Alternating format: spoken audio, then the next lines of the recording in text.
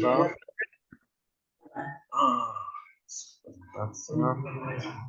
To był 10, prawda?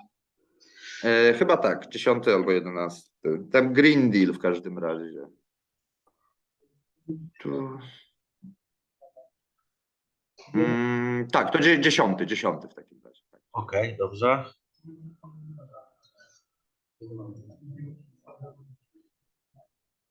Okay, so as I was just mentioning on the EU fight with the climate change, in general, the EU has adopted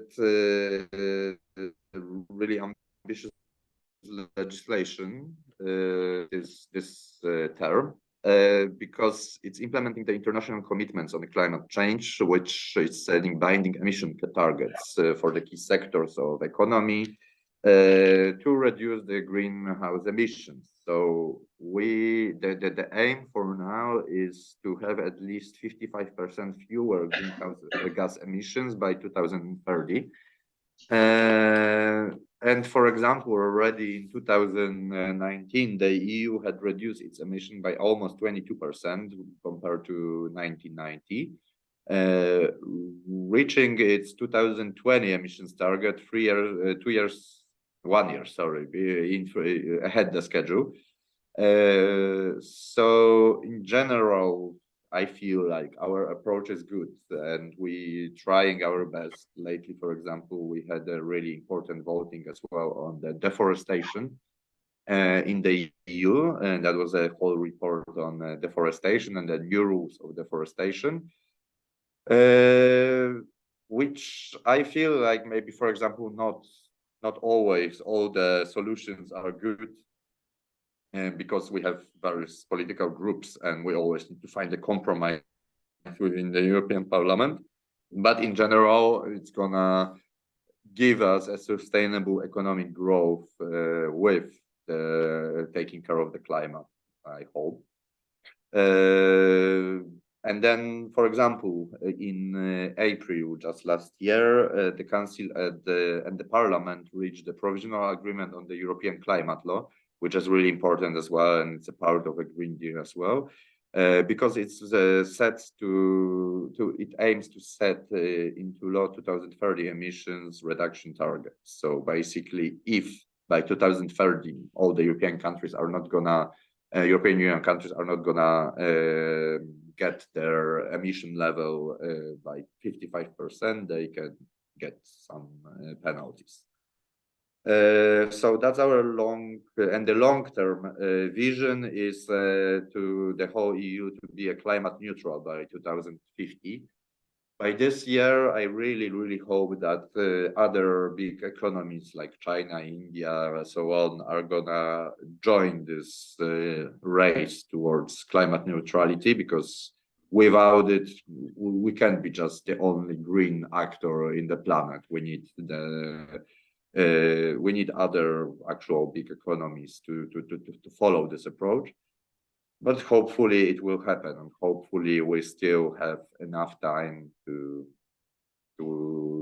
achieve it. We can go to the next slide, please.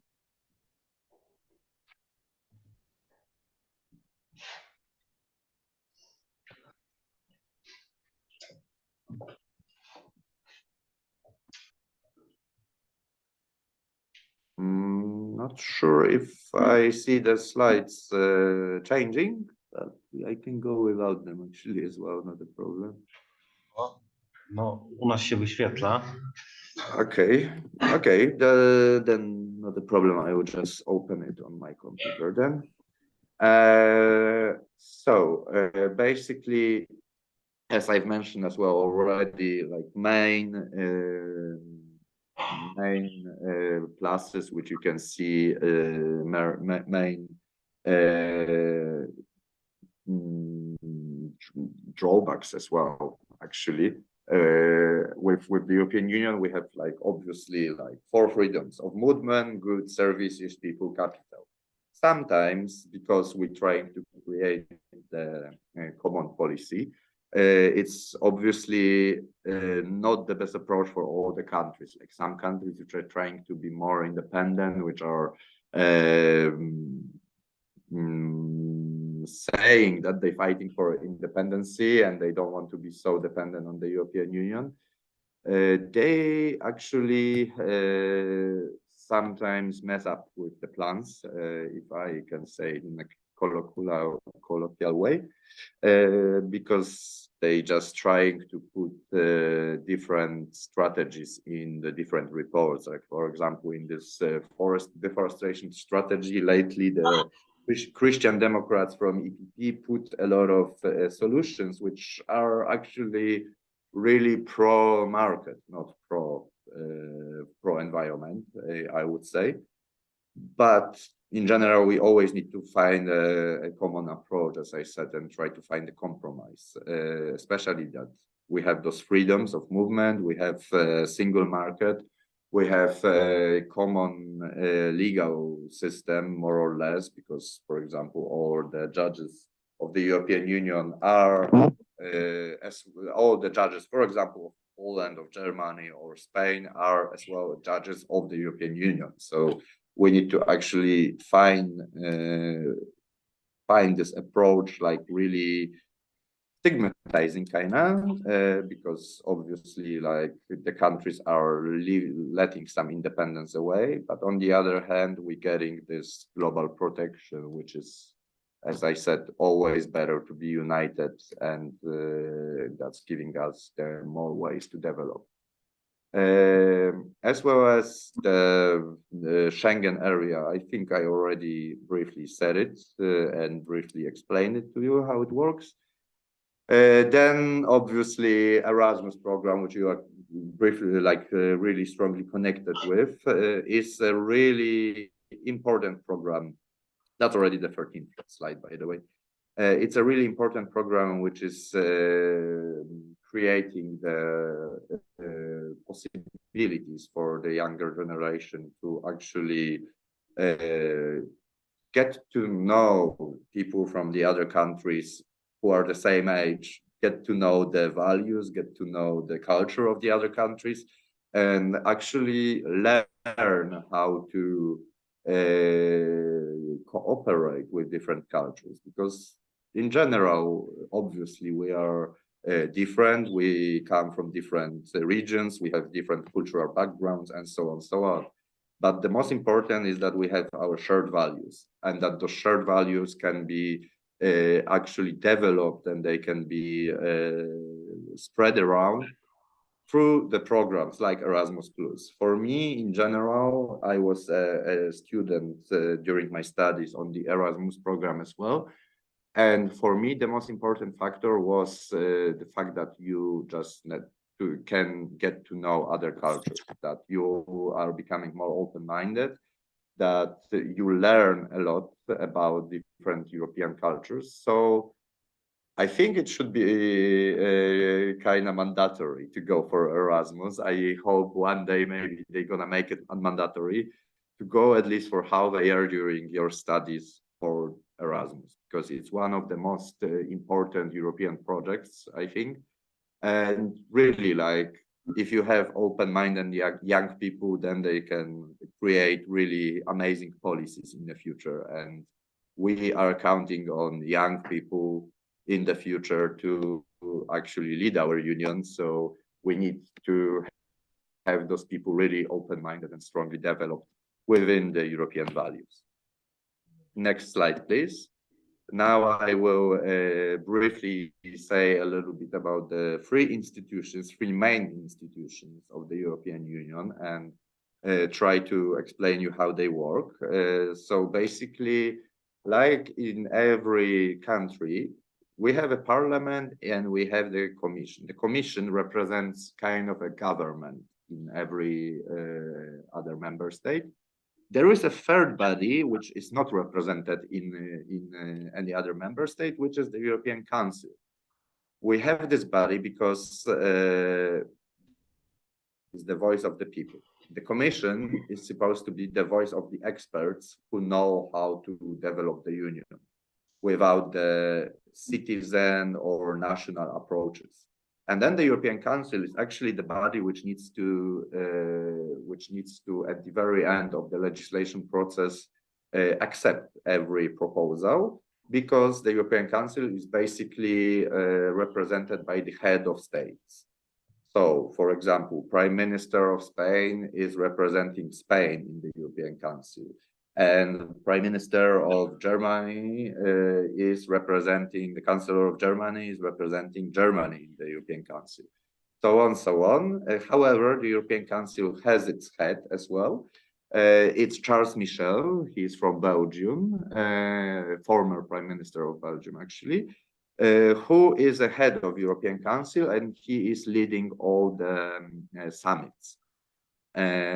European Council needs to meet at least 4 times a year in order to develop the main policies and to often accept some new laws which were voted for by the European Parliament and the European Commission. Then the head of the European Parliament, the president of the European Parliament, is currently Roberta Metsola. She is from Malta, from Christian Democrats, being really progressive women in certain areas, on, for example, LGBTQI rights, because as I've mentioned already, we trying to get the full inclusion of all the citizens, to guarantee all the citizens the same rights, human rights. And one of the approaches which we need to develop lately, especially that some countries are still really homophobic, for example, Poland or Romania, according to ILGA Europe reports. So this is really important to actually have a progressive president. She is maybe a little bit less progressive on the contraceptive rights, but maybe step by step. And then the last institution from the main 3 ones is the European Commission. Actually, European Commission is the only body which can give a legislative proposal. So basically, the Parliament, usually in every other member state, would have the power to propose a new law. Unfortunately, it's not the case in the European Union. In the European Union, the only body which is proposing the new laws is the European Commission. We can go to the next slide, and I will actually explain the legislative process a little bit in detail. And the next slide on the EU institutions is basically, well, here I'm gonna explain you how it works, more or less. So the European Commission gives a proposal. So those people who are under Ursula von der Leyen, they are commissioners. Each country has 1 commissioner, which was designated at the beginning of the term. And they voting this proposal. After the proposal was voted in the European Commission, it goes to the European Parliament.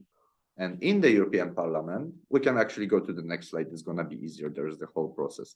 In the European Parliament, we are amending the legislative proposal.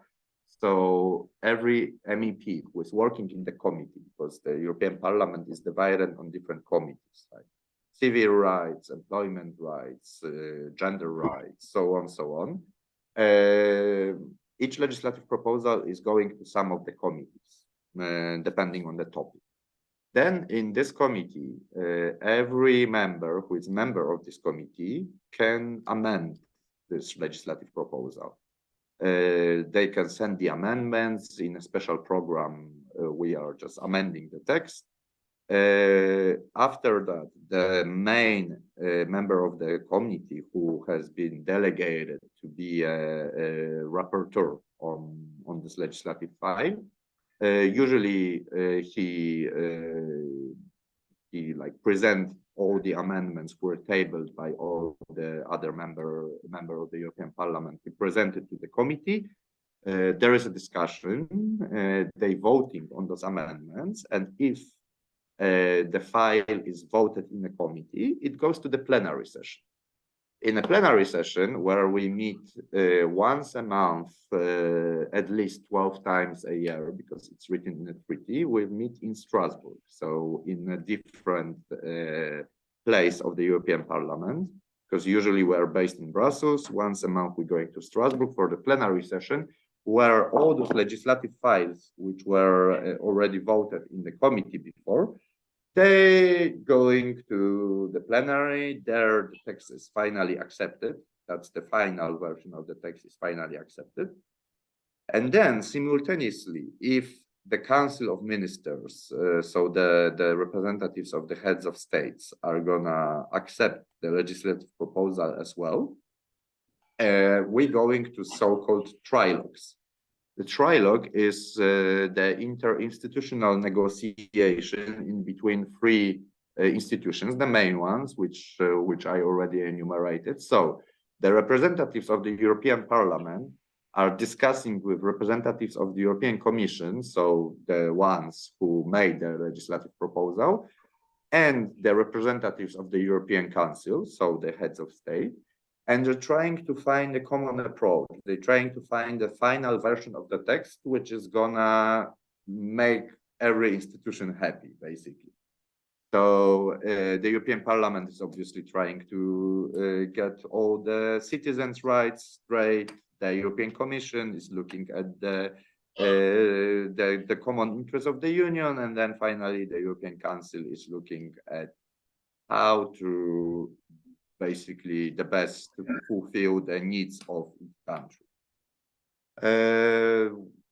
So that's basically how the process, the legislative process works in shortcut. After the trilogues, after the final text has been agreed on between the three institutions, there is a final voting in every of those three institutions to have the final acceptance, and then the law is becoming legally binding. So sometimes it needs to be still introduced in the national law, sometimes it's legally binding straight away, but in general, that's the way, that's the legal way. We can go to the next slide. That's going to be briefly about the European Parliament. European Parliament contains out of 705 members. Elections take time every 5 years. That's one legislative term. And in general, on like the European Parliament, as I already mentioned, is representing the will of the citizens. So it's a co-legislator sharing the power of the Council to amend and adopt legislative proposals. The next slide, please, is giving you a brief presentation on the powers in the within the European Parliament. The biggest and the strongest political party is Christian Democrats, European People's Party. Just after that, we have Progressive Alliance of Socialists and Democrats, where actually my boss is a member of SND. Then we have Liberals from Renew Europe, Identity and Democracy, which is like far-right political group. Greens, Conservatives, and Communists. So, and then finally 27 members which are not attached to any political group. So this is basically the overall construction. Then we have the European Council, which is the representing basically the heads of states and the interests of the national of the countries. The presidency of the council changes every half a year. Every half a year, different countries taking up the presidency. So it's rotating. Right now, we have a presidency of Czech Republic. And soon we're gonna start the presidency of Sweden. Because in 2023, there's going to be a presidency of Sweden in the first half of the year, and in the second half of the year, it's going to be Spain. Council of Ministers, they vote in a different way than the European Parliament, because in the European Parliament, we Sometimes need to have a qualified majority, sometimes majority, and so on, depending on the file. For the Council of Ministers, most of the decision is taken by so-called double majority. So-called over 55% of the member states. We can go to the next slide. It's about the European Council and the summits. I already told you that they take place at least 4 times a year. However, lately they're taking place way more often. We had a couple of extraordinary ones regarding the war in Ukraine, for example. And finally, the next slide is the Commission. So as I've mentioned already as well, there are 27 commissioners. They representing all the countries. Each country has one of the European commissioners. And thanks to that, they're supposed to at least really follow the interest of the union, not to look at the national interest, but really follow the interest of the union and be like national experts.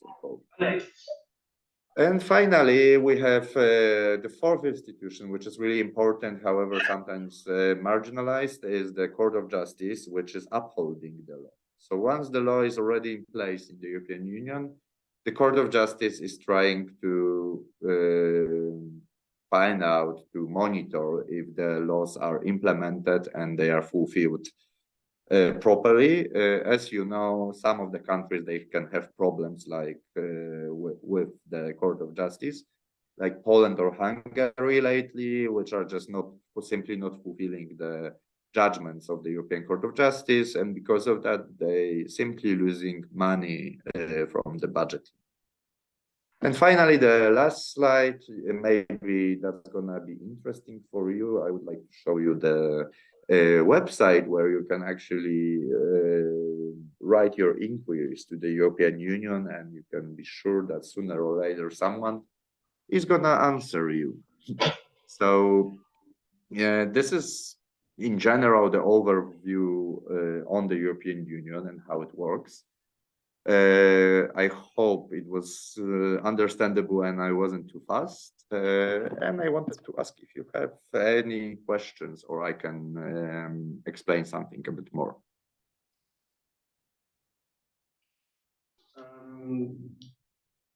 How long do the answers?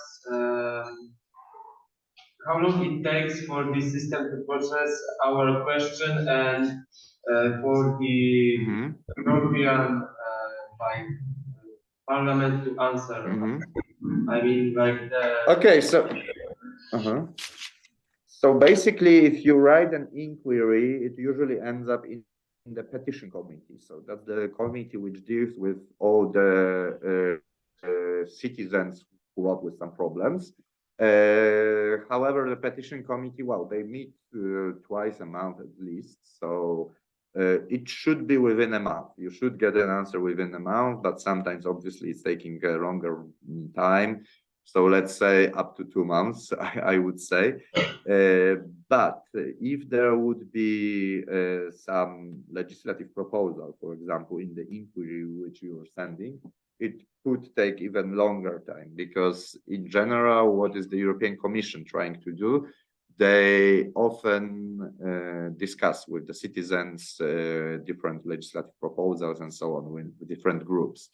So sometimes it happened that there was a legislative proposal actually sent by the citizens to the European Union, but if the legislative proposal, well, it's taking way more time because it's a legislative proposal. So before the European Commission will actually go through it, will make a proposal, and then it's gonna be voted in the Parliament and in the Council. I think that could take up to 2 years even.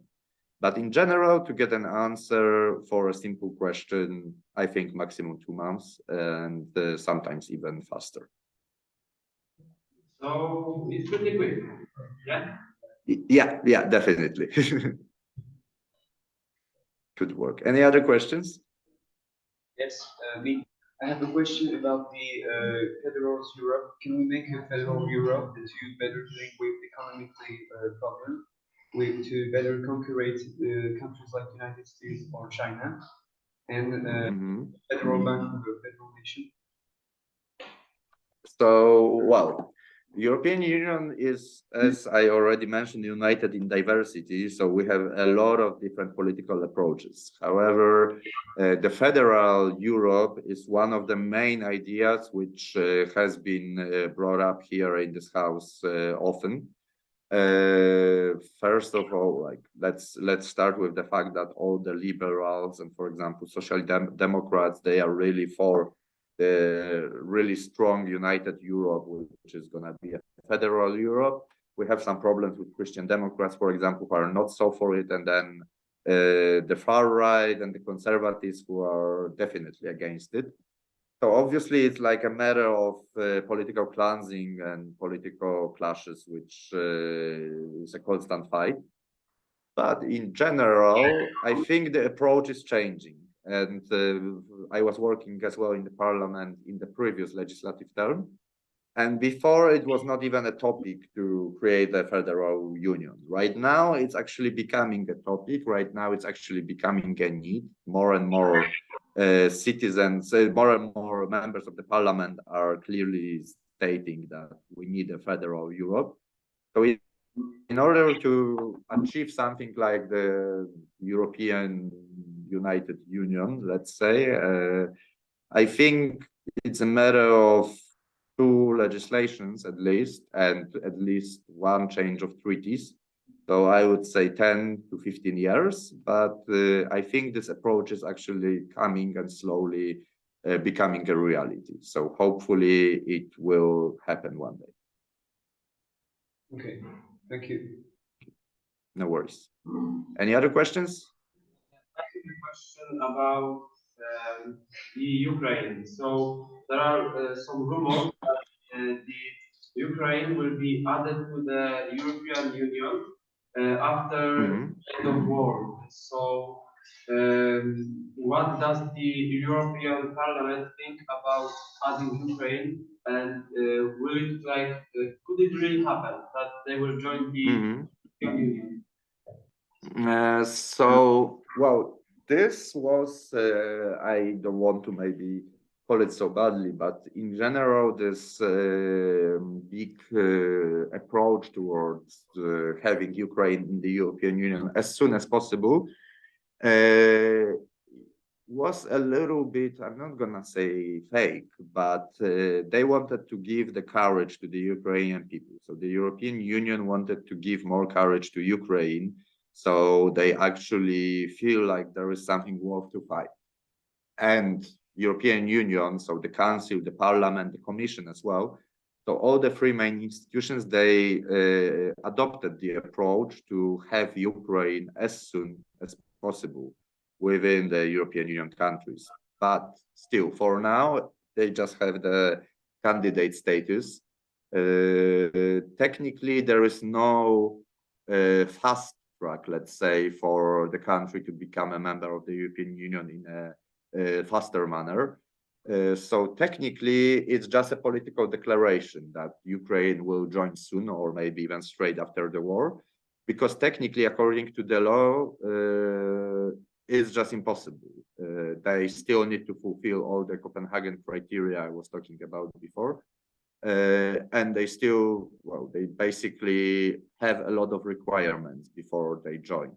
We can, for example, give them like temporary status, which, for example, like Romania and Bulgaria, they're still not in Schengen, but they are already in the European Union. So maybe some kind of a solution is going to be developed. Solution like that is going to be developed within the future, within the near future. But in general, I think, again, it's a matter, to be honest, of the next 10 years to have Ukraine in the European Union, and not, unfortunately, it's not going to be straight after the war, because I hope it's going to end soon, not in 10 years. But wasn't the Ukraine applying earlier for joining the European Union? Yeah, they did. They already even introduced the European Union flag in the parliament. So in general, yes, they are a candidate country. but they still need to fulfill those criteria. There is no like way to go around those criteria unless we adopt some new laws. So without fulfilling those criteria, they can first day. The call is pretty. The call crashed.